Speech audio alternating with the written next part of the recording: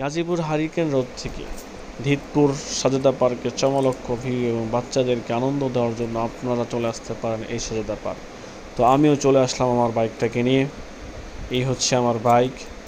আমি কিন্তু আমার বাইকটাকেই সচরাচর আশেপাশে যেখানে যাই বাইকটাকে নিয়ে যাই। যদিও বাইকটা আমার না, তারপরেও আমার মনে করে আমি চালিয়ে যাই।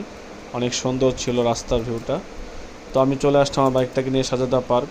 তো এই সাজেদা পার্ক মূলত তৈরি করা হয়েছে বাচ্চাদের জন্য। শহরের বাচ্চারা আসলে হবে কোনো খোলামেলা পরিবেশ পায় না, এই জন্যই তারা এই চিন্তা ভাবনা করে বিশাল এক জায়গা নিয়ে তারা তৈরি করেছে এই সাজেদা পার্ক।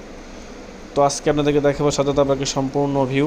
তো সাজেদা পার্ক দেখে সম্পূর্ণ ভিডিও দেখে অবশ্যই কমেন্ট বক্সে এবং শেয়ার করে জানিয়ে দেবেন সাজেদা পার্ক কেমন লেগেছে আপনার, এবং এই বাচ্চাদের যে সমস্ত খেলনা যা আছে দেখে অবশ্যই কমেন্টে জানাবেন। যে কেউ আসতে চাইলে আসতে পারবেন এই সাজেদা পার্ক। এখানে ঢুকতে মাত্র 50 টাকা লাগে।